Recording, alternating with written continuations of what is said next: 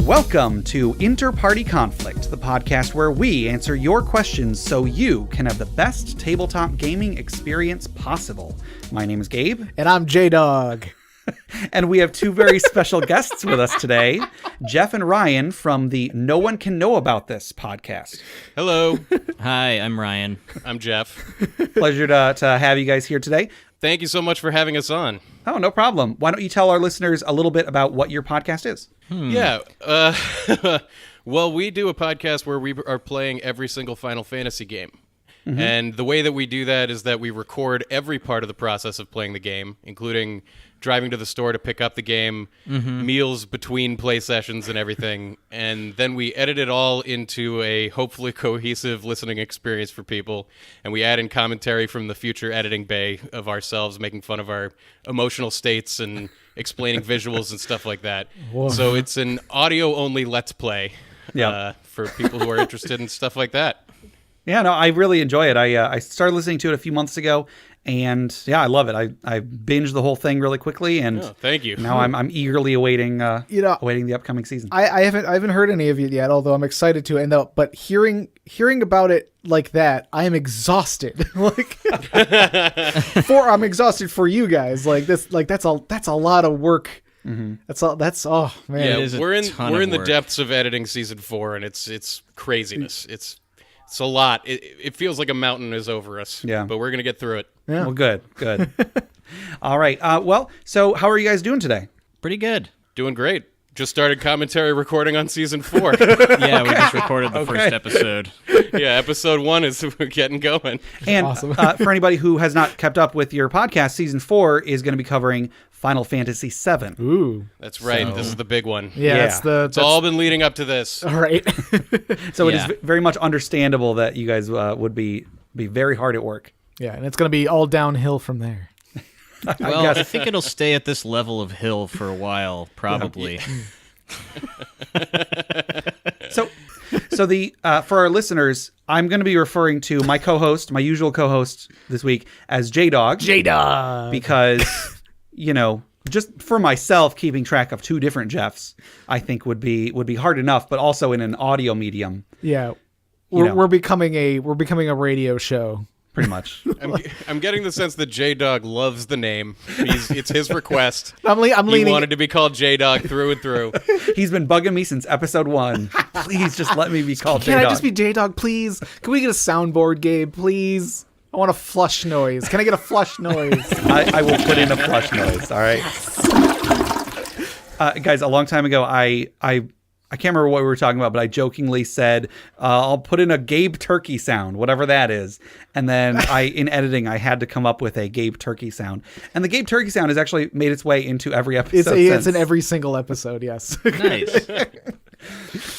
So guys, before we get into this episode, why don't you two, Ryan and Jeff, tell us about how you got into D&D, any sort of what games you've played, what experiences you've had, that sort of thing. We actually met playing D&D. A mutual friend of ours was our dungeon master, basically. And I guess I had been playing it for maybe a little bit longer before you joined, but it was basically at the same time. I joined it. It was kind of an established group a little bit. I was like the last to join it in a way. I mean, we had some people show up here and there, but who weren't permanent. And we started off playing Call of Cthulhu and got really into that. And then we switched over to Pathfinder, which was not sustainable for our group. Okay. And eventually we went to 5th edition. Yeah. Which was much more attainable for our group because we could not wrap our minds around the all the rules the way our DM knew everything. I was okay with it. I just want to throw that out there. I don't feel like letting you speak for me on this. We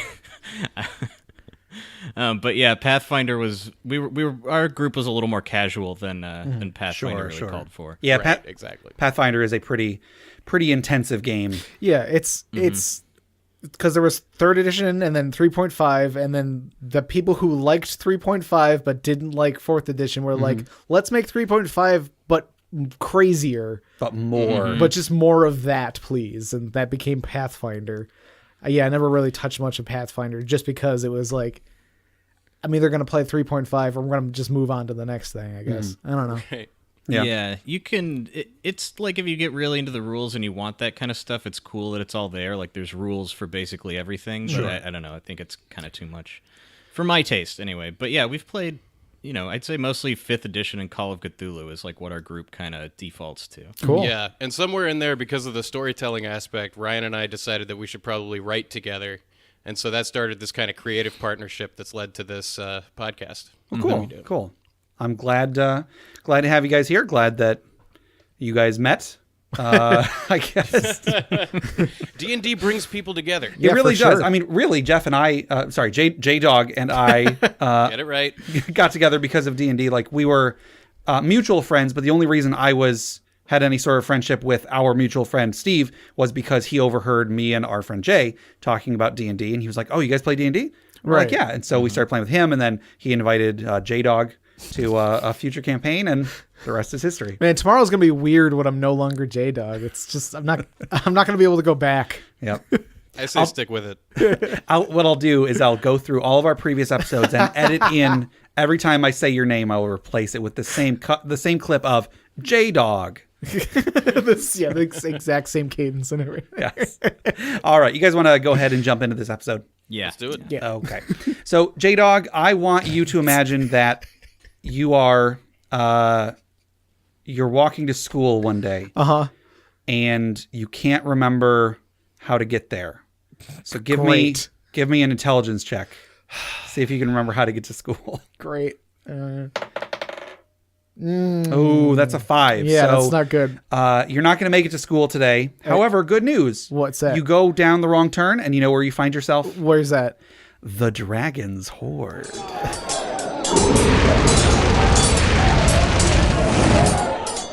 That's like the corner store where I get. Oh yeah. That's where they sell all the. I'm gonna buy some like Twix and. There you go. It's a Dragon's Hoard full of Twix. And a like a 20-ounce Surge. Yes. Yeah.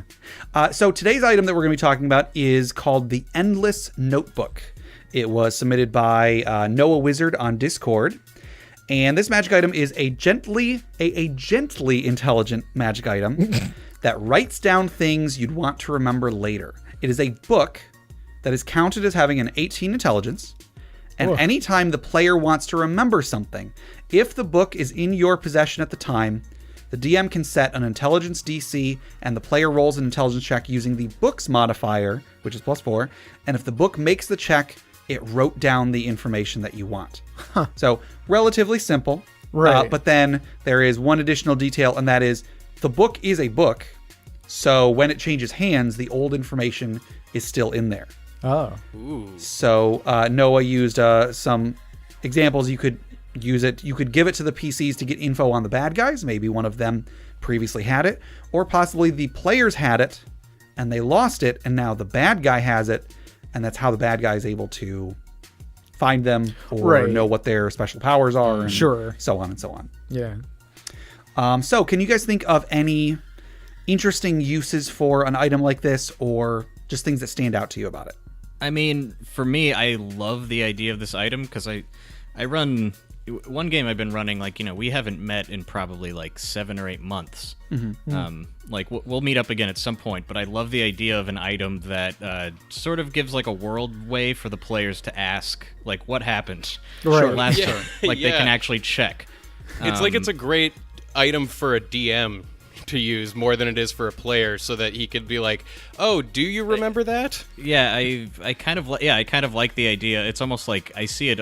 I mean, that's how I would use it. And at a certain point, sometimes once in a while, I have to just tell them what they forgot because it's just been a long time. I like the idea of being able to like put an item in the world, in their imaginary hands, so to speak, to do that. I think that's a cool idea. Yeah, because it's like a plot device, but it's not like a here's the plot device. It said like that this was the plot device. Now do what you were going to do originally. Yeah.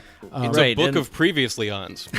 And like you said too, you could totally flip it on him and give it to the bad guy. Like, it could be used for so many like narratively rich things. I think it's a really neat I just item. need that item in real life more than almost any item that I've ever heard about in D&D. Yeah. Right. Yeah. There's a quote app for that, but it's not doing it by itself. It's not, it's not, you don't want something recording every second of your life. And Maybe how are you gonna, don't, J-Dog. But Microsoft does. Yeah. I mean, that's how Jeff and I live. We record pretty much every second of our lives and then obsessively listen back over it all. Oh my goodness. But then we decide what goes out into the world. Another cool thing, though, is like the idea of like when your players first get it, like who had it before them, Ooh, like yeah. all of the stuff that could be in it, like from anything from like a cool quest that could be hidden in it, or it could just be hilarious. Like it could just be like the thoughts of like somebody who was totally inconsequential. I love putting stuff like that in my games. Like, Yeah. I think that would be a great way to like layer in some flavor even too. Yeah, I think probably the thing that I would use it for the most is plot hooks. Like the players get it, and then they're just flipping through it, and then they see, oh, this person overheard a conversation about buried treasure or something like that, Right. Or a story about a some sort of a legendary monster and so on. Yeah, you could use it as sort of like a way to steer the players in a direction, not because they've like forgotten a thing, but you could just say like, roll a dice to see if you remember that thing. Okay, no, it didn't write that down. However, you did find this information that points you in this direction. Sure. So like if your party's lingering about, don't know what to do, you could just be like, hey, the book flips open and there's a little small passage about this, this faraway land or something. I would love if like the roll isn't, maybe if it's like within a certain range, then the book was only like listening to your thoughts halfway. Like it remembered, like it stopped halfway through explaining its thought and writing it down. It like got distracted. It started writing a haiku instead. Like, Right, yeah, and so it's like it's half of the information that you need, but you can kind of decide as the DM what's appropriate. Maybe the book has opinions about all the people who own it. So it'll like describe things differently. And then the dirty elf said, yeah, it's a racist book. Oh god, it's a racist book. Yeah. Is it written in the third person? Is it written in iambic pentameter? What kind of style does this writer have of this book? I mean, you could give the book itself its own voice and personality. Like the book Sure. itself could, speak to the players even. Like that'd be a fun idea. It's like, maybe is it a different voice for each person? Like not necessarily of like that person's voice, but like it's a different personality in response to each personality that owns it. So if it's like when you get the book and then it's like in red ink, the next writing that's your thoughts, it's like written in a different handwriting kind of thing. Well, like if somebody who's childish owns it, the voice in the book is more like a stern parent, or like parental figure. Whereas that's a great idea. Whereas somebody who's like very proper and formal, like maybe the voice from the book is more like gruff and brazen. Sure. Yeah, I don't know if it's... I think I'm just tacking onto something you said, but it just reminded me I totally could have used this item in a campaign I was running that was kind of like a... they were uncovering an adventure that had gone wrong, so it was kind of like looking at old clues, like an old treasure hunt kind of thing, like hunting down where the last adventurers had gone. And this would be like the perfect kind... At one point I needed them to like... they did some magic to go into somebody's mind. I feel like this would have been a much better thing for them to find this book that has it all written down now that I think about it. Like, I really love the idea of, like, being able to find the artifact that has the memories in it, I think. Anyway, that's all. I think that's the more I think about this item, the more I just want to go home and put it in. Yeah, Sure. it's more like an audio guide, like tour guide to like the museum of a failed adventure, basically. Oh, yeah. Right, yeah. It's like and over here is where the barbarian died because they went through the door first. Like, Sure. oops. All right. Cool. Yeah. So that was the Endless Notebook submitted by Noah Wizard on Discord.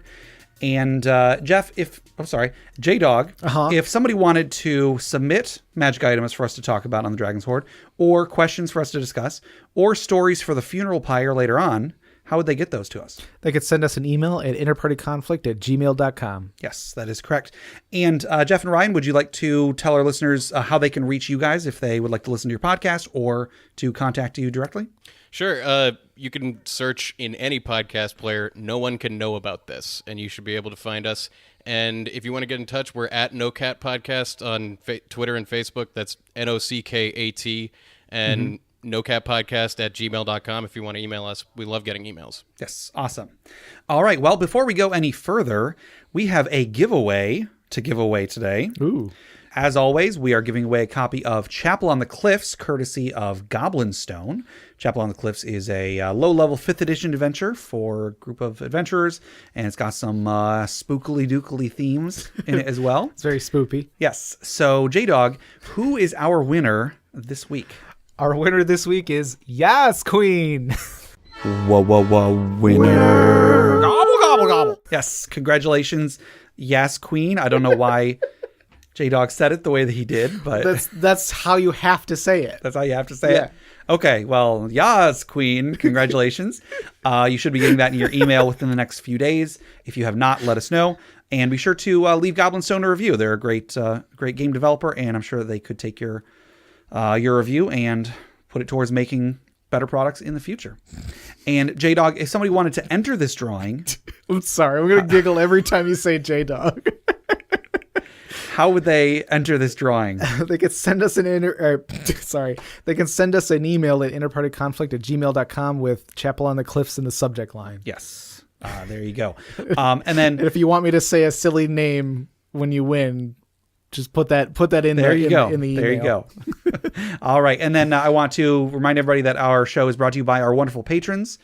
Patreon is a platform for people to donate to a content creator on a for us, it's a monthly basis. I think you can do it per, you can do it per project creation or whatever. Yep. But anyway, we've got some cool rewards on there. If you pledge to donate $1 a month, you get outtakes. You get fantasy fiction that I write every month. We've got a monthly bonus podcast for our $5 and up patrons. $10 and up, we have a monthly Roll20 game. And also, I will write about your characters. So go ahead and check out patreon.com/InterPartyConflict. See if any of the rewards interest you. And if so, maybe think about helping out the show and getting cool stuff in return. Cool. And also, I want to tell everybody to go check out the other podcasts on the Crit Nation Fellowship. Check out Crit Academy. It's a great podcast where Justin, Ian, and Brandon create new and reusable content for players and DMs alike. Check out D&D Character Lab, where Garen and Dan make characters every week and then pit them against each other and debate whose is better. And check out the newest member, Brute Force and Ignorance.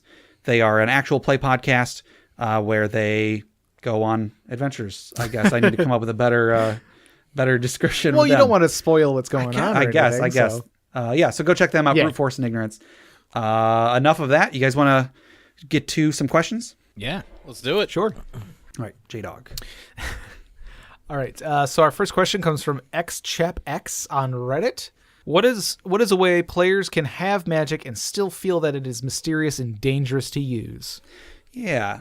So Jeff and Ryan, do either of you guys have anything off the top of your heads? I mean, I guess this is just like a way to enhance magic beyond just sort of like the rule sets of like, okay, you do X, Y, and Z, and sure. Ice happens, for example. Like it's to add some kind of flavor to make it more special. I mean, it's more like just if a wizard can cast magic missile all the time, like it loses how special it is. Right. Oh, I see. I feel like this question's almost asking, like, with science, if you don't understand something until you do understand it, it is magic. And so how does magic, when you're a wizard and you know exactly how it works, you know how the magic missiles are done and how they're manufactured and everything, how does it stay magical to you? I don't really know, like... Because part of the problem that I think they're actually asking about is, like, how does it stay mysterious and powerful when it's, like, the thing that you're just like, okay, now I cast this, this, and this. Yeah. Because that's what I'm doing in this.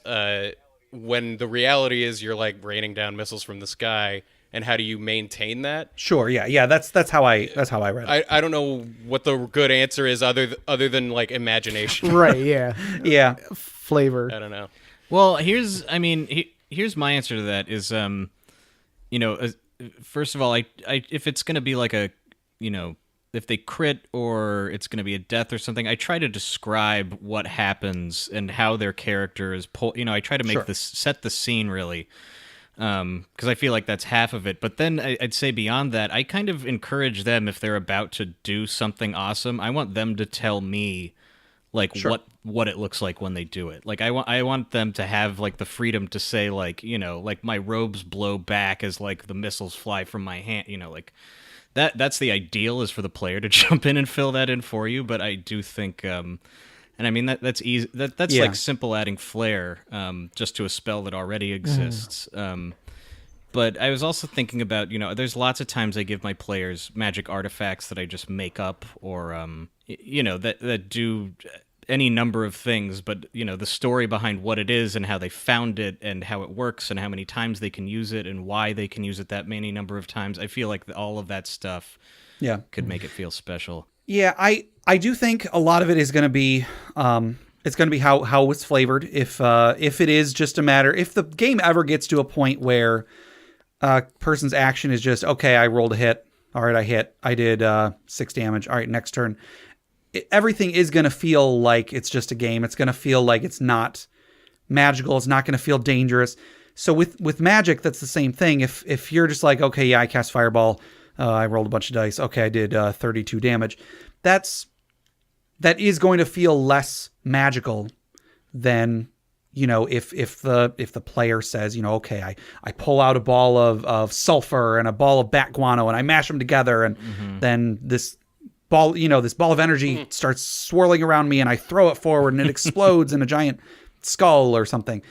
That being said, like, that can get taxing after a while. So that's only part of really what I think you should be doing. I think that another big part of it is, as a dungeon master, try to remind the players that not everybody can do that.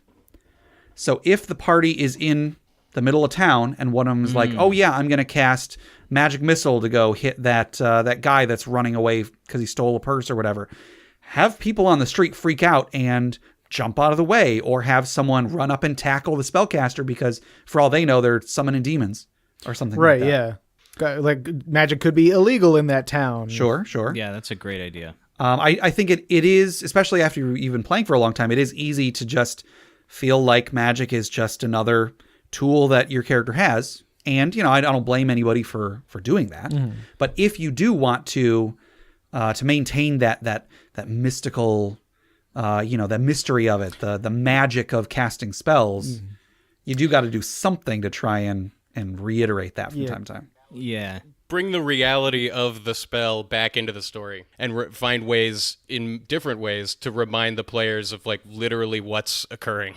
Sure. Right, yeah, because when you look at the mechanics, the only thing you're spending to cast a spell is the slot. Yeah. Where, like, there's no cost to the spell except for the slot itself. So if there was a different cost, like there's a consequence of, like, casting a spell beyond does, like, I just check a thing on my sheet, then, you know, it makes it a little bit more, there's a little bit more weight to it. So, like, if it is something like nobody within 100 miles has ever seen a spell, oh yeah, you know, that could be a big thing that could cause an entire adventure to break off, you know. I was actually running a campaign recently where I sent a bunch of mage hunters after them and had, like, the city they were in locked down. Okay. So, like, if they used magic, they could be, like, pinpointed by some magical device. Oh, yeah. Oh, yeah. But I was going to say that a player in that campaign, which she did, I want to say, because she played a warlock, and I think that subclass particularly, like, it encourages you to like, make up how your magic works in a way, because you're supposed to have, like, a relationship with a deity or another entity. Like, where your magic comes from is kind of, like, up to you in that way. So she was really into it. So I was like, you can invent a god if you want. Like, if you want to get really into it, like, invent your own god and blah, blah, blah, blah, blah. And yeah, she wrote, like, her own sort of how she made this pact, who this god is or who she thinks it is. And it went on. And for her, I think, like, all of her magic abilities, every time she used them, she was way more into it than everyone else. And of course, often players get way more out of it when that's the case. But that really worked for her. Yeah, that's really cool. So I'd say, you know, also if you feel like the magic of a wizard is, like, I think you can do it with all the classes. Like with a wizard, you should have a spell book, right? So you maybe like personify the spell book. Like you can make it personal to you also in that way, I think. And simply, it's an easy thing to do. Yeah, so that's sort of like a way to force people to think about how their relationship with their spells. Like it forces them to think like, okay, how does my character actually relate to these spells? And then that enriches the rest of the game for them, because like every time they cast a spell, they're thinking about this cool thing that they came up with. Yeah. So yeah, if every spellcaster, wizard, cleric, whatever, if you take the time to actually think about how you are gaining your spells, whether you're reading them out of a spell book or praying to your deity or communicating with your warlock's patron or whatever, the more thought you put into how you actually get the ability to cast these spells, the more it's going to feel like something magical to you. Yeah. Now, I wouldn't recommend doing this, but a while ago on an episode of Crit Academy, they had a player tip or character concept or something called spells out of a hat. And the idea was they prepared all their spells, and then they wrote them out on sheets of paper, on little strips of paper, threw them all in a hat, and then every time they were going to cast a spell, they couldn't choose what spell they were going to cast. They would reach into this hat and pull out the spell they were going to cast. I wouldn't recommend doing that because that sounds like a terrible way to play a character. However, everyone's a wild mage. Well, but if you really want magic to feel like this mysterious, uncontrollable power, that's the way to do it. Because yeah, for sure. If I can cast a spell, but I don't know if it's going to blow somebody up or make me fly. But you're willing to, you're in a position where either of those would be good. Either of those would get you out of a bind. Would they at least know what spell it is before they targeted something? I would say yes. Okay. Probably. I think it's like, dang it, I healed the orc, war chief. It gets especially unplayable if you don't let that happen. Right, yeah. But something like that maybe not on a long-term basis, but if you did do something like that, I think that could, even just for a little while, maybe you got knocked unconscious in the previous battle, and now for the next couple adventures, that's how you cast spells, because like some part of you that connects you to your magic got damaged. That is so fantastic. Maybe that's a curse. Yeah. Maybe you got cursed. I think we had an episode about curses a long time ago, and hey, more curses equals more fun, in my opinion. Curses and long-term madness. My goodness, long-term madness. Those are the secret words right there. Long-term madness is a good like band name or something. Yeah. All right, our next question comes from Steve through email. Where do you stand on role-playing versus role-playing? And that is ROLE versus ROLL. And what balance do you think is best? I think Jeff and I are going to have different opinions on this. Yeah, I mean, in my opinion, but this is also like, I feel like the mix is the right mix for you and your group. Like it all depends on your personal preference, how much you play. For us, at least for me especially, I think it's heavily weighted on ROLE play than it is role play. Like I care way more about telling a story as a group than I do about that dice didn't roll exactly the right way, and so I would rather a dungeon master not be so strict and allow for story to happen that might be the better emotional arc, rather than the definitive this is what the numbers told us kind of thing. Sure. I've done some egregious things as a DM because I pre-write the story, and then I want them to go and experience that story I wrote. Okay.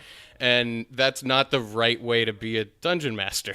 Yeah. And so one time I did something really terrible, and I turned to Ryan and I said, "You take out your compass." And he said, "No, I don't." And I was like, I had to find another way to get him to learn that the magnetic alignment was off in this area. But I was like, I told my player what to do, and it was not something that I was proud of. Sure. Yeah.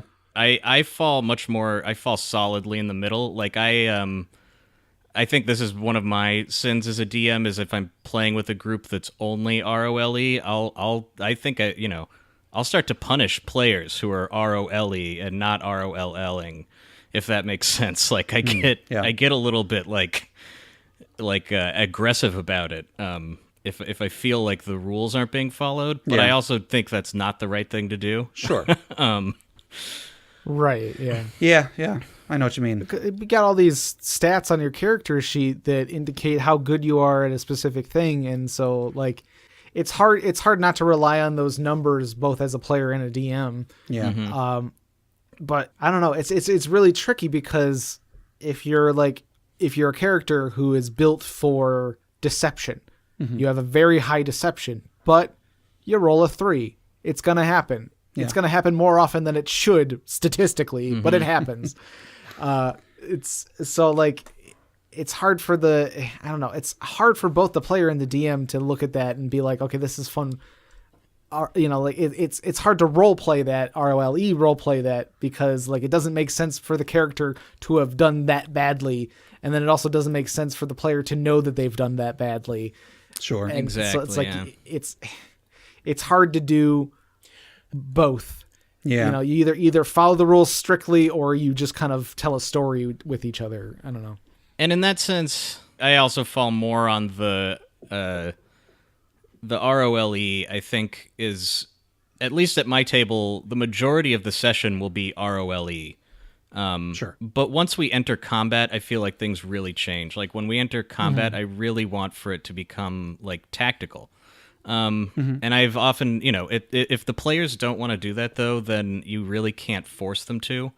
They're not going to have fun trying to like push people 5 feet and move. That if they don't want to do that, then I think you have to turn the combat also into a narrative, or else it's going to be boring for everybody. Sure. Yeah.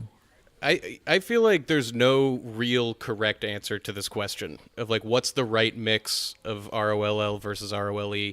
It's the right mix for your Yeah. group. Like, do you guys prefer the numbers, and is that what you're enjoying about this game? Then weight it more in ROLL. But if you're more about the story and stuff like that, and that's what you're really enjoying, then weight it the other way. That's the great thing about this game, is that everybody gets to play it however Sure. they want. Yeah, I've played in groups where, like, ostensibly everybody was like, "Oh yeah, man, I wanna play a game that's all role playing," and so on and so on.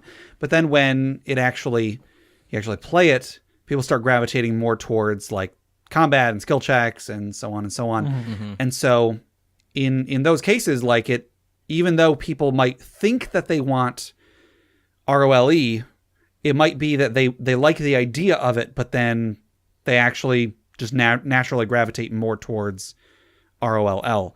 And so as a dungeon master, I think it is important to notice that and then try to adjust it on the fly if necessary, if that seems like what people are engaging in more. Because, if you're the dungeon master and you spend hours and hours coming up with all these characters and all of these plot lines and such, and then the players just attack the shopkeeper and they're having a blast doing it. Yeah. So that's clearly what they are enjoying doing. They attack the quest giver. Exactly. Then maybe you need to not focus quite so much on storyline and characters and such, because it may go wasted if you do. Yeah, and I have to admit to being a complete nightmare player. When Jeff and I first started playing, our DM had many stern talkings too with our entire group about why we were all about to die.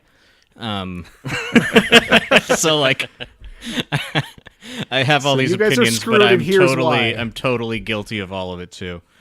Oh, no. Yeah. So He would also have like things planned that I feel like it was unreasonable to expect us to pick up and then like follow the threads of, where he'd be like, 2 years from now they're gonna know Yeah, that this pays off, and I'm like, dude, you know us. Don't set something like that and then be upset when we miss it. One thing I want to say is that I'm part of a lot of online communities. Like I'm in a 5th edition Facebook group. I go on Reddit a lot and so on and so on.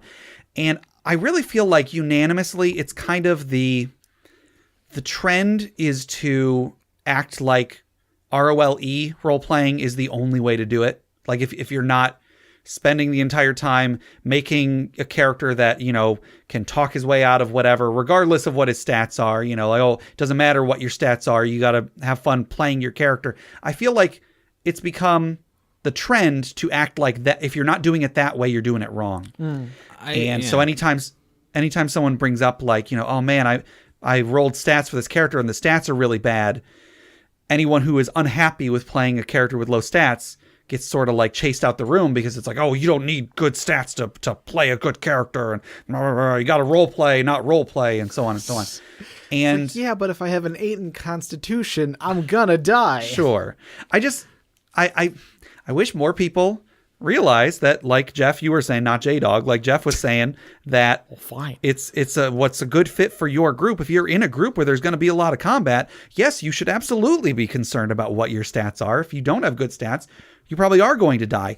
And you can make the best of a bad situation. If you have lower stats than somebody else, you can still have fun playing that character, but it's going to be more work. Yeah. And I never like knowing that I'm going to have a harder time than somebody else because of something that I have no control over. You know what I mean? I don't want to think that, well, because I rolled bad once at the beginning of the campaign, I now have to work harder to engage in the game more than this other person. Yeah. I also feel like you should be able to, like, in my opinion, a great moment of role playing, ROLE, should kind of count for a great dice roll. Okay. Like, if you, the player, comes up with something extremely clever as, like, a way of doing something, yeah, if your character is really stupid, maybe you shouldn't have thought of that. But I also feel like, maybe that would be the equivalent of rolling a 20. No, I would just give you a bonus to that roll for thinking up such a good idea. Advantage. That's what you would do. That's Inspiration. what you would do. You're right. Inspiration, That's the better what way inspiration of doing it. Inspiration. There you go. We did do an episode kind of about this topic. I think that is pretty common. It is common for Dungeon Masters to grant players either bonuses or automatic successes or whatever on like intelligence and charisma based skills.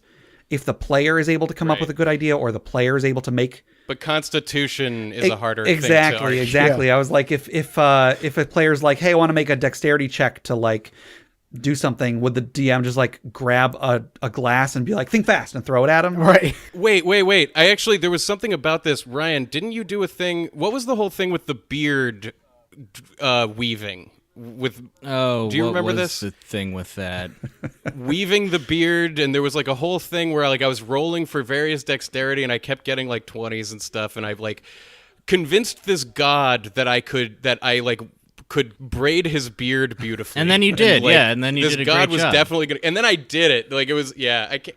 Maybe I think you were just nailing. Right. I think you got like 2 20s almost in a row braiding this guy's beard. Yeah. He should have killed us, but instead he was like impressed with my beard skills. Well, good job. I also wanted to say, this might just be me as a DM, but I also I will give my players a lot of leeway in how they want to choose their stats and how they want to roll them. Like I'll give them a couple of options.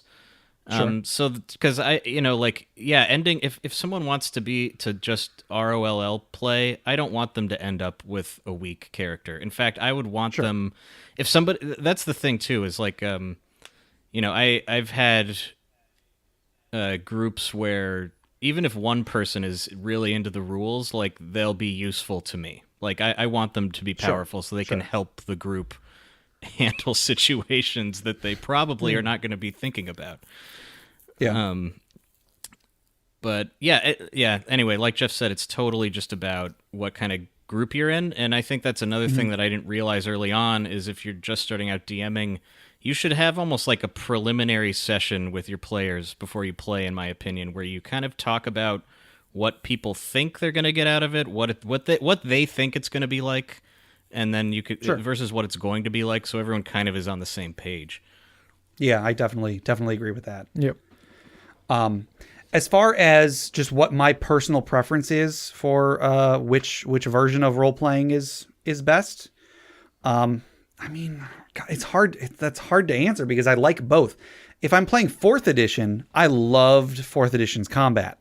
I would love doing a very heavy ROLL playing 4th edition campaign because it's, that's what the game was about. Yeah. In something like 5th edition D&D, I would probably want an even mix, like 50-50. However, there are, there's lots of RPGs that have less strict rules. And I'm all for a game that is 100% ROLE playing as well. Well, maybe not 100%, but like 90% ROLE and then like 10% rules. It's really going to depend on what game I'm playing and what the story is, I guess. Yeah, the specific situation too, because like obviously combat is much more rolling. Yeah. Whereas like walking through a town and bartering is much more role play. That's a good point, because if I was playing D&D and there was a lot of rolling dice, but it wasn't combat, I would be on board for that, because like I love making skill checks. Sure. I love exploration. I love that part of the game. Yeah. So, yeah, this is a hard question to answer. Yeah, I'd also like to speak to your point too. You said you think it's the trend to role ROLE play, and I think you're totally right. And I think podcasts and stuff might have a lot to do with that. I think a lot of that has to do with people are finding the game now for the first time because of like, Critical all these other shows that are dramatic, like Let's Real Actual Play podcasts that play almost like TV shows. They sometimes ignore the rules. Yeah, yeah. And I think a big part of that, actually, because we are working on making our own actual play podcast. It's not going to come out for quite some time, but one focus of mine is keeping track of the fact that a lot of mechanics does not make for good listening. Mm-hmm. And so, like, I've listened to a good assortment of actual play podcasts, and one of the things that I think most of them do wrong is have too much combat, is have too much rolling, because that may be great at a game that you're playing in, because you can see everything, you know what your stats are, you know what everybody else's stats are, you probably know the rules pretty well. But when you're listening to an audio medium, more rolling is generally a bad thing. Mm-hmm. So it is easier to succeed in a podcast that is primarily ROLE playing, and harder to make a successful podcast that is ROLL playing. So that's probably why a lot of people are getting that attitude from podcasts, because that's what the successful podcasts do. Yeah. Oh, yeah. It's kind of morphing what the game is because of what's popular, which. And that's not a bad thing. I feel like a hipster at this point. Yeah. Yeah, I don't want to say... Like, I think that we can all agree that more popularity on D&D is a good absolutely, thing. Absolutely. And that all of these shows overall is, like, a wonderful thing that, like, there's... Because when I was a kid, it wasn't really a thing that kids did so much. Yeah. Like, in the 80s it was, but in the 90s, it was kind of like the rise of video games and Pokemon and stuff. And then now I feel like D&D is coming back, especially like for adults and people my age, to be like, oh, this is a fun-ass time. Mm-hmm. Yeah. And I think that, like, I only started playing D&D actually because of the Harmontown D&D sections on that podcast. Oh, yeah. Okay. I've never been able to get into Harmontown. Maybe I should give it another try. It's a complicated thing to get into, but the D&D sections were something that they were doing for a little while, and showed me that was something that I wanted to try. I'll say this, too, as just sort of a practical thing. As a DM, depending on how much work you want to do might depend on if you want to lean heavier on the ROLL or the ROLE. Good point. Because if you want to have a lot of combat and you want it to actually be fun, you're going to be drawing a lot of maps and stuff like that, so that it can be sort of visual, and it is really probably, I would say, more than twice the work to do all that stuff, which you could have a great time with nothing. Like, I've run some games where we just sit at a table and we have dice. It's also a lot of fun to build all the maps and all that. Yeah, it's fun to get all technical. Yeah, so I guess there really isn't a good answer to the question. There's no solid answer. There's so many factors that come into play. Right. Our next question comes from Gizmo Trunks on email. What do you do when the party latches onto a small, unimportant detail and spends the rest of the session assuming it was meant to be important?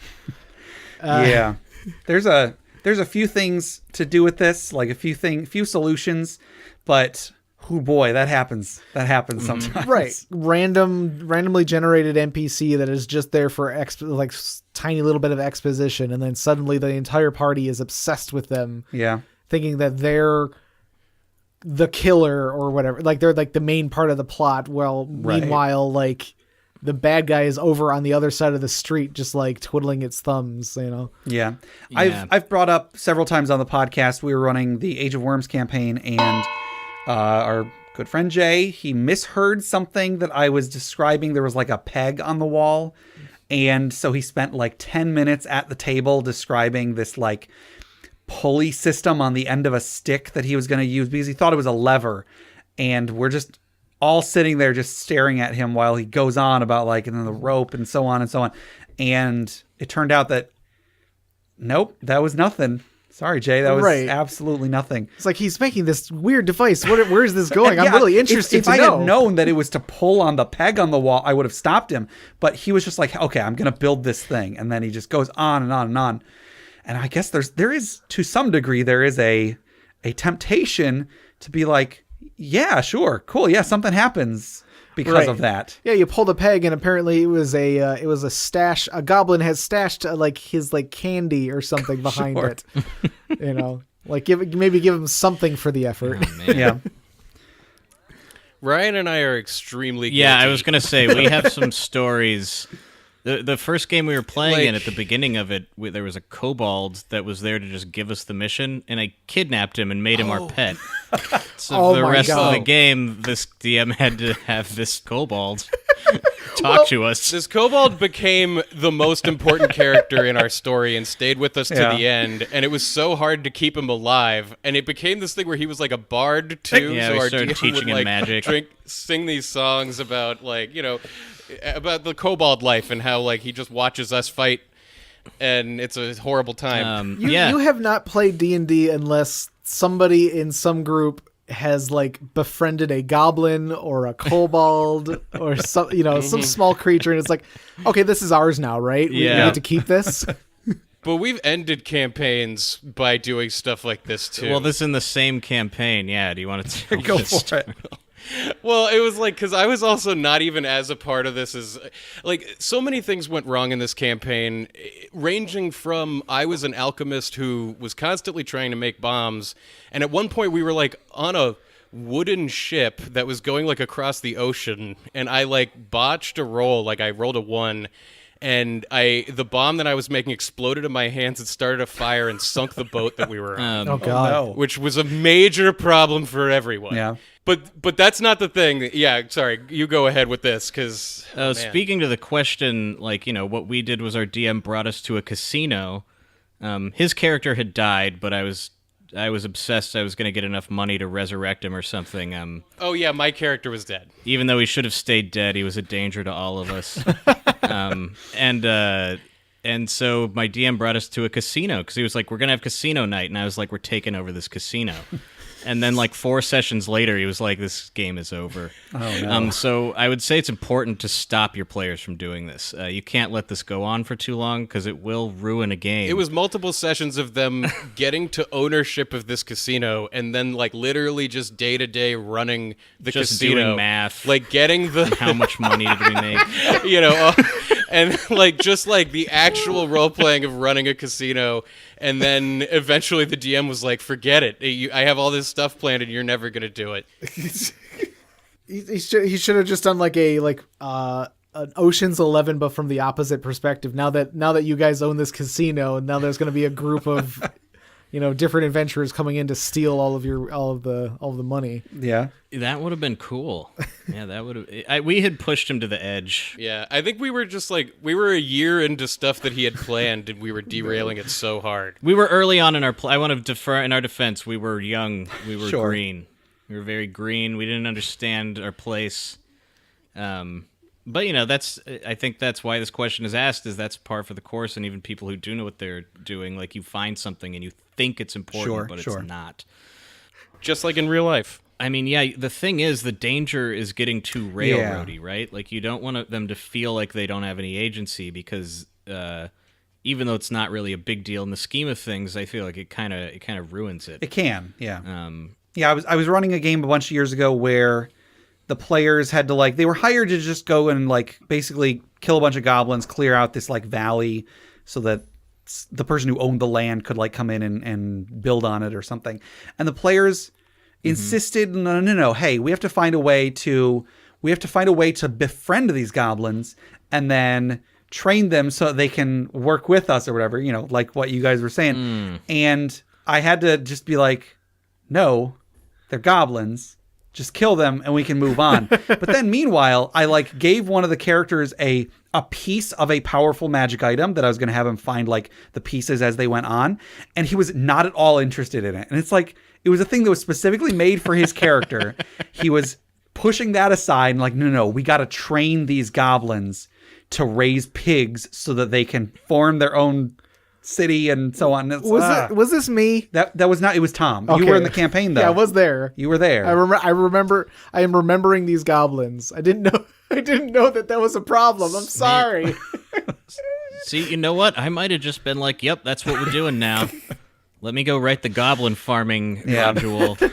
A boot up farming simulator. There you go. If you're the type of dungeon master that is really good at like improvising stuff, then all the power to you. Go ahead and flesh out that small unimportant detail. But sometimes you do just kind of have to be like, it's just a peg on the wall. Sorry, guy. You know, It's just a peg on the wall.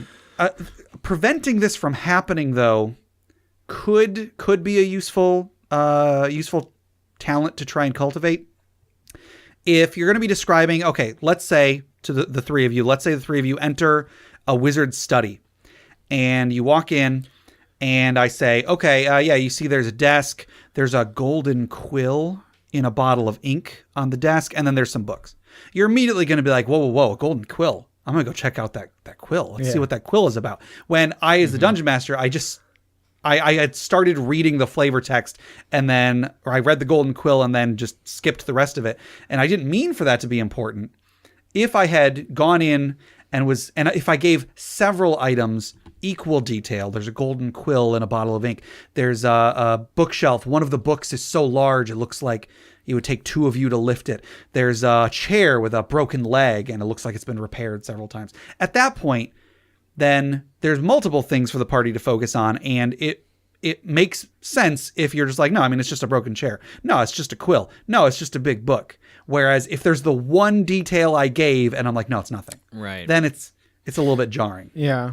Okay. So I guess what I'm trying to say is just go in and try to give either more or less detail depending on whether you want the players to focus on a broad range of nondescript things. So either make it obvious, like sure. painfully obvious to where it's almost railroading. Yeah. Mm-hmm. Or make it give so many details that like it's hard for them to fixate on any one of them so they don't accidentally fixate on the wrong thing. I guess just provide more detail. Sure. And the more commonplace small unimportant details are, okay, the less likely the party is to like fixate on one of them. Right. So, Does that make sense? So That makes sense. if every room only has 3 things, those are 3 really important things, obviously. Sure. It's the Triforce, obviously. Obviously. But if every room has 12 things, then it's like, okay, yeah, a room's got 12 things in it. This room that we're sitting in has over, 300. Oh boy, a whole bunch of things. Like if I had to name each thing individually and describe it to somebody, like we'd be here all night. Yeah. I got time. I mean, if you feel like rolling with it, all the power to you. Roll with it. But if you have a time limit on until death comes, like all of us do, you should probably try and nip it in the bud. Wait, but what? Wait, oh my We're God. all gonna die? Jeff, I know. J-Dog, Go back, rewind the tape. that. Gabe, spoilers. Yeah, life spoilers. I didn't know that I was going to die at the end. I was also going to say too, as a DM, I didn't think of this, but if they start really poking around at something that isn't important, for instance, let's say there's, I don't know, a letter on the table, but the letter's not important, and they keep wanting to look at it, I will just describe it in the barest possible terms. Like, I'll make sure it's not interest. You know what I mean? Like, Sure. I'll be like, what do you see on it? And I'm like, it's just a letter to someone's mom. It's not even worth reading. Yeah, you know? you did this a couple of times, and then I would like look into your eyes, and I'd be like, okay, he's really trying to tell me, just leave it alone. Like, it's more than in game. Like, he's doing a good job, but like, Yeah, and then they move on to like the pen, and I'm like, the pen vibrates when you touch it, like this thing, take this thing, like this cheeseburger is appealing, this one is cold, that's the There you go. So either overload the players with so many small unimportant details that they can't help but focus on all of them, or make the players regret focusing on one of them. Shame them for picking up the wrong item. Look at them and go, really? It is a letter. It is on off-white parchment. Yeah. It smells of parchment. Yeah. You can sense that there's nothing magical about it. Which they could if they wanted, they could try that too. Yeah, there you go. Yeah. Now I'm gonna use my ritual to cast detect magic on this letter. Like, I'm going to take 10 minutes to cast this thing. Let's play this out in real time, guys. Right. Can I go to the bathroom? No. No, we are here until this ritual is done. There you go. Well, I think that'll do it for our regular questions for this week. However, we do still have our social media discussion questions. And last week's question was, should parties have a leader? Why or why not? We only got a few responses on social media this week, but Ryan and Jeff, do you guys have any thoughts on this? I guess it depends on the size of the group. Yeah. Because if you have it can get unwieldy with crosstalk and everything like that if people aren't all focused on one thing. Sure. So if you can have somebody in the player group to kind of decide, like, okay, if 4 different characters could go off on, and like we could all do each of their individual arcs, then one person has to decide which one we're going to do today. Sure. If you have 4 different people saying, well, I want to explore this thing that was brought up, and somebody else says, I want to explore that was brought up for my character, it's like, well, somebody has to decide we're doing this today. But if you have a small enough group, I think that you can do it by consensus, and it won't get too crazy. Sure. I agree with that, because in my opinion, too, running games, like, I don't even totally mind if it's a small group, if somebody splits off, if people are doing multiple things, I can keep track of it. But if it's a large group, I do kind of like the last game I ran was pretty big. I think there were 7, sometimes 8 people, and they were all really new, and none of them naturally stepped into a leadership role, and I made a character to do it for them because they honestly they wanted it, like they were directionless. But I don't know that. Yeah, I don't think it's necessary. I do think it can be great, especially to make it feel streamlined. But like Jeff said, normally the groups we play in are small enough that I don't think we normally have one, really. Yeah, I don't think I have ever played in a group that I would say had a leader.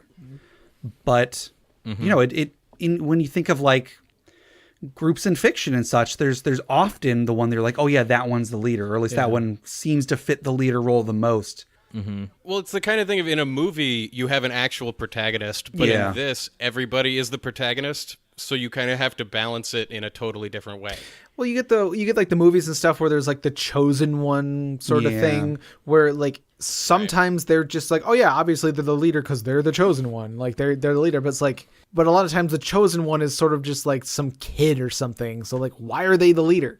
Yeah. Why isn't the person with all of the knowledge of what's going on the leader? Like, why isn't Virgil in Mighty Max the leader? Yeah, he's the one with all the knowledge. He's the one who knows everything. And like, yeah, he's taking the lead in a lot of cases, but like Max is quote unquote the mighty one and is the leader of the group, and like he decides what's happening because he's fated to be the one who saves everybody.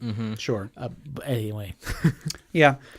So we got a few responses on social media. On Facebook, John G says yes and no. Sometimes it's like herding cats when it comes to my group out of combat, but in combat we're a well-oiled machine. So I can understand that. Joe H says, perhaps not all groups need a leader, but no doubt a leader will emerge regardless. Someone who becomes the face of the group or tends to present the options for the rest of the party to decide. Also, different characters may take the lead depending on the situation, social encounter, infiltration, puzzle solving, etc. Yeah. Dan, who is Dan W., who's actually the host of Brute Force and Ignorance, says depends on the party dynamic. If the group is new or unsure of what to do to progress the story or plot, a leader will normally step forward naturally. Other groups know that what they want to do and how to go about it and come to decisions as a democracy. And then someone thinks they're the leader, but no one listens to them, so they go off alone to sulk and usually die. Yay, because F that guy. And Nathan H says, generally yes, but the leader doesn't have to be the same character all the time. I have 3 strong-willed PCs in my group, and while they occasionally butt heads, more often they trade off leading the various adventures and subplots. Brandon Blue says, yes and no. I feel a game runs smoother with a plot-driving character. The easy thing is to poke the leader in the direction you need. But there's other ways, like a character that seems to always be in trouble and his penance is what drives the party. Oh no, the rogue got caught again, but Duke McNice will let him out if we bring back that artifact rumored to be in the Temple of Elemental Evil. That's a good point. Yeah, like the rogue that always goes off and does something stupid because they're a rogue and they want to steal everything. They're technically leading the party because the party always has to follow after them and pick up after them and stuff. Sure. Yeah. Over on Reddit, we are in the presence of royalty here because what? King of All Ducks says, I don't think it's necessary for a party to have an outright leader, since in my experience, most big choices are made as a group, with everyone having a say in a vote. However, every party should have a representative, ideally a charisma-based character, to help social encounters go as smoothly as possible. But just because that character is the face of the party doesn't mean their vote is worth more than anybody else's. I didn't know ducks were in a monarchy. You know now. Yeah. Yeah, is that how he rules his ducks? Do they get to decide what they want to do? Or does he tell the ducks, this is what you're going to do with your life? Yeah. You know, it's like hearing these, it makes me, and from what I've seen, I really do think it is just whatever that group's dynamic is, naturally will kind of come out. You know, with, you know, the group I played with most recently, I think if I sat down at the beginning and said, okay, pick a leader, I think it would end up just the same as it did anyway. I think they would all kind of just fall into, you know, the roles they did, because in this case, they're all a group of friends who's known each other for a long time. Sure. And they all end up interacting kind of how they normally do, and they do often default to one person to make the decisions, but she's by no means like the leader, if that makes sense, you know? Sure. It's interesting to think about. I hadn't really considered that much. Yeah. I'll just read a couple more responses on Twitter. T, so the beverage, says, adventuring parties don't necessarily need a leader, but many players do. I often have an NPC nearby to jump in for a little ways until one of my party's PCs takes the lead, or they decide how to govern themselves. An NPC bard can work wonders in a pinch. On Discord, I'm not going to read this whole thing because he gave a lot of thoughts on this. Is that Noah? It's Noah Wizard. And I'm just going to read a little bit. He says, the party might not need a leader, but it will need at least one courageous player who knows that picking a direction, even if that direction ends up punishing them, is more important than 8 hours of trying to make, quote unquote, the perfect or even, quote unquote, the best choice. Perfect is the arch enemy of finishing. You'll need at least one player who has given up on a perfect life, someone who's comfortable living in rough draft and is willing to try some things even if they fail. Besides, how else will you get funeral pyre submissions? So he's looking out for the podcast. Right, yeah. Right there. Oh, this guy's taken absolutely classic writer Yes. This is like what you should do as a writer, for sure. Like this exact advice, apply it to your writing. He is the person that gives me writing advice every month. Right, so. yeah. This is our buddy Noah. Yeah, Noah. He's like a professional editor. He's great. All right, so those are our the last week's social media questions. So for this week, question for you three: what is a keepsake your character goes nowhere without? If you have one, what is it? Well, that character I was telling you about who kidnapped that kobold, I still use him. I haven't played as a player in quite a while, but I still use that character in most of my games. Is this Rune? Yeah, Rune the Wizard. Yeah, Ryan and I actually almost wrote a television show based on that character and one of my characters. Oh man, opening up a magic shop, like a Weasley's Wizard Wheezies type show, like a magic and alchemy shop. Yeah, that's the dream, isn't it? to make a TV show about your characters. Yeah. Yeah, no, that's how we started writing together. Yeah. Well, cool. But Rune is an amazing character, and I'm glad that he shows up in your game still. He brought everywhere with him the kobold, and unbeknownst to everyone else, these I don't know what they were exactly, but they were some kind of necromancy thing that I was gonna. Anyway, I was plotting to become a lich. Nobody knew about this. It was never gonna happen. Sure. It was gonna take too long. But I had a few really evil things I carried around with me all the time. They were just kind of like gross trinkets. Yeah. It's like bones and eyeballs and stuff. Yeah, exactly. Like stuff that could fall out of your pockets, and you just need to put it back in. And just Sure. I once had a character, I think this might have been in Call of Cthulhu, but they had an experience at a brothel and wound up with a tentacle attached to their taint. And Whoa. it was this whole complicated thing where like I had a relationship with the tentacle and I kept like rolling well enough that I was like keeping the tentacle at bay from like taking over my whole body. And the DM was, I think, frustrated that I kept pulling it off. But maybe I'd say that would be my keepsake, is the tentacle. The tainticle. Tainticle. Exactly. J-Dog. All right. I'm just imagining the DM having like, it's like, I have all these plans for the tainticle and he keeps rolling too well. Dang it. He just wanted to kill me for doing that. Yeah, our DM, if you haven't gathered, is usually trying to kill Jeff. Usually plotting Jeff's demise. Yeah. Well, J-Dog, you got, do you have anything for any of your characters? I can't really. I mean, well, we can talk about it next week. Oh. If you don't have anything now. Well, I can bring up something that kind of came up earlier when you were talking about the kobold. Oh, yep. There would be a keepsake that a character I had in mind what might have had. So I had always had this idea of the way to get through a dungeon with a lot of traps is you hire a kobold. Hire, Jeff? I mean, sorry, J-Dog. you acquire a kobold by whatever Bend his means will necessary. to your own. There you go. You equip a kobold to your ammo slot, Yep. and you give it a bell, and then you have it walk down like a corridor of a dungeon, ringing the bell, and when the bell stops ringing, you know that the kobold has died from a trap or some such. So you're like, okay, obviously that hallway is trapped. We can deal with it now. But first we need to get the kobold in the coal mine. Yeah, Yep. yeah. But first we need to get the bell back. So you send a second kobold to go back and get that bell. Because Yes. that you want to keep that bell's bell. expensive. The bell's expensive. So the keepsake would be the bell, I guess. There you go. All right. Sorry, I interrupted you in the middle of that run. No, it's fine. The kobold in the coal mine. In the coal mine, yeah. All right. Well, I think that'll do it for our questions for this week. So before we close out, let's wind down a little bit.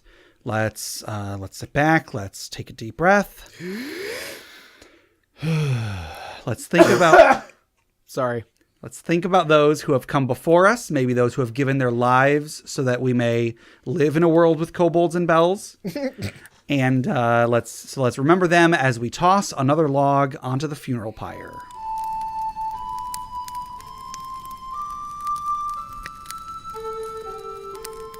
All right, and then for this week, so Ryan, you have a funeral pyre story, is that correct? Yeah, I believe I do. All right.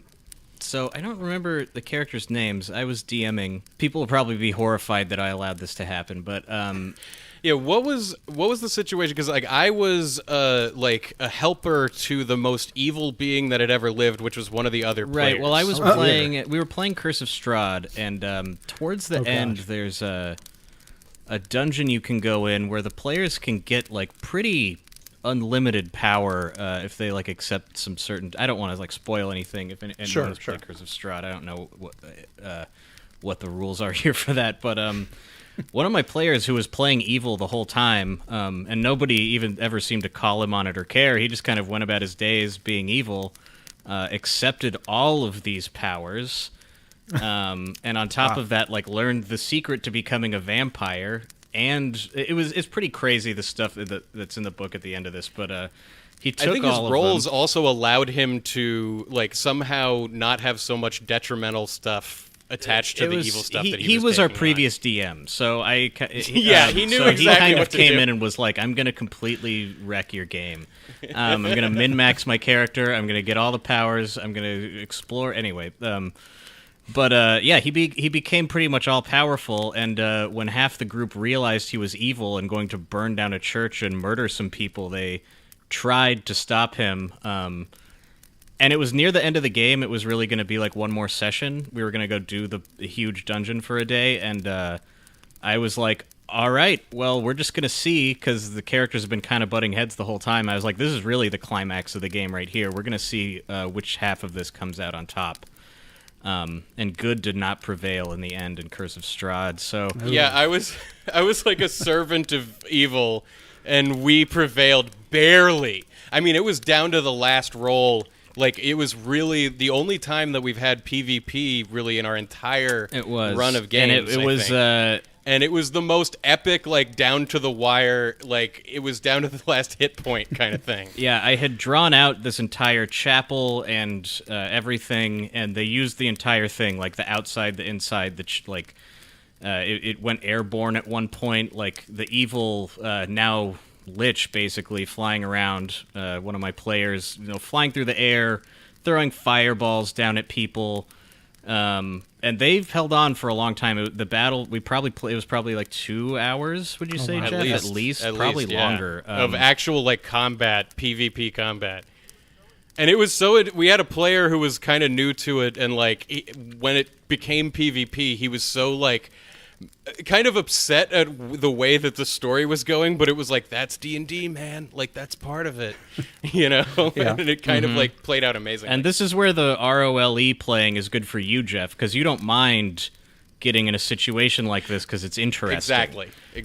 But some people might not be cool with it, but that's and right. everyone was. But it ended in just, like, 2 player deaths, permanent, and a destruction of, like, a large area. It was pretty insane because at this point, I think everyone was high level. I don't remember where we got to, but around 10 at least. Yeah. So it was cool. That's the last death I remember. Okay. Most of my own player deaths have been meaningless. Sure. But All right. So you said you don't remember any of the characters' names? no, I don't. Unfortunately, Sorry. no, Is yeah. that That's fine. Can we have an anonymous pyre for the unknown Sure. player? Yeah, an anonymous pyre. The tomb of the All right, anonymous pyre. So let's raise a glass in honor of the anonymous Curse of Strahd adventuring party that chose the greater of two evils. Wait, Yeah. Clink. Ryan, what was his character's name? He kept yelling it out. He was like, I am this thing. I'm an idiot. The real story Ruler is your of this character world. death, Jeff, at the very end. What was it again? Oh, I'm a dumbass. Remind me. Sorry. No. Well, at the very end of Curse of Strahd, my player character had learned how to become a vampire. Yeah. The secret of which is that you have to kill somebody who loves you, I think. Yes. And Jeff, being the player who stuck by his side throughout the turn to evil, the very last thing, they killed Strahd, they took over his castle, and my player took Jeff and slit his throat. It was And the became crazy, a and vampire. I had been his literal servant, like at his like foot, at his right foot, like a dog, the entire time serving him, and he turned on me in this moment after we had beat the other players in the PvP match. It was horrible. Wow. What was your character's name? Do you remember? What was his character's name? Because he kept yelling it out. It was like, I am Well, you're the one on the pyre, ruler dude. of this world. Let me actually, really quick, let me see if it's in. I have a stack of character sheets. Hang on. Because, yeah, I forgot. That was, if anything belongs on the pyre, it's Jeff. That was absolutely insane. Can we have that in as an out of context outtake? I was planning on it. If anything belongs to the pirate, it's Jeff. I don't have those character sheets, unfortunately. Oh, I forgot. Man. I'm sure the name was really, really funny. I'm sure it was really stupid. I mean, I've had things Yeah. like Tron von Braun. Like, what were some of the other stupid ass names? Who was the brother of Werner? What? But like, I don't know. I can't remember now. All right. Well, he goes on the anonymous pile too. Yeah. The player deaths in that whole campaign were all very memorable. Okay. All right. I'm just trying to decide if I should Do another toast. but no, I think I'll just have that like, be right after. We'll just throw the body on after we All right. already Yeah, drank. throw it body on on the the fire. Toast, and then we went, oh yeah, It's a- there's one it's more. a pile. Throw them on. All right. Okay.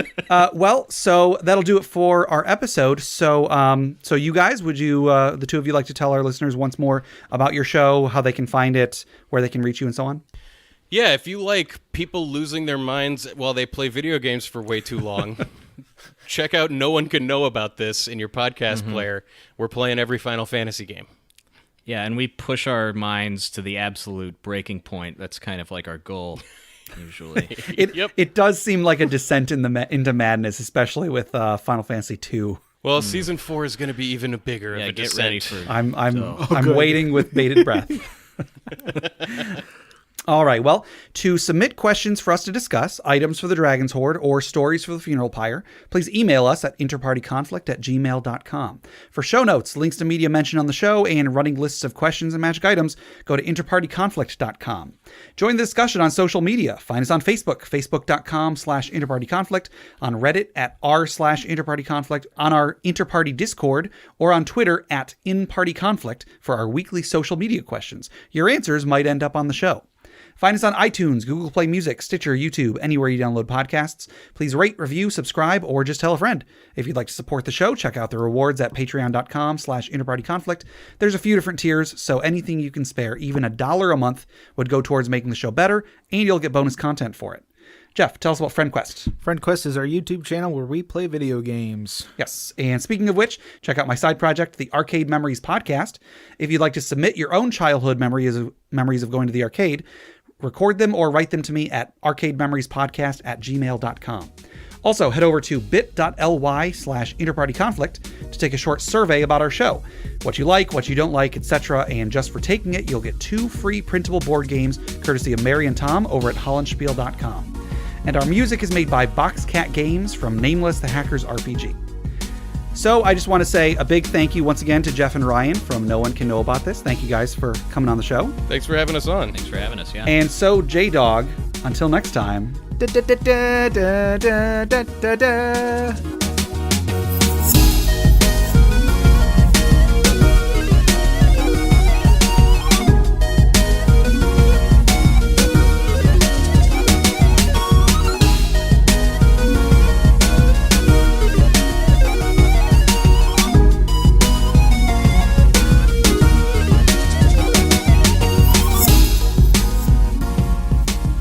Welcome to InterParty Conflict, the podcast where we answer your questions so you can have the best tabletop gaming experience possible. My name is Gabe. And my name is J-Dog.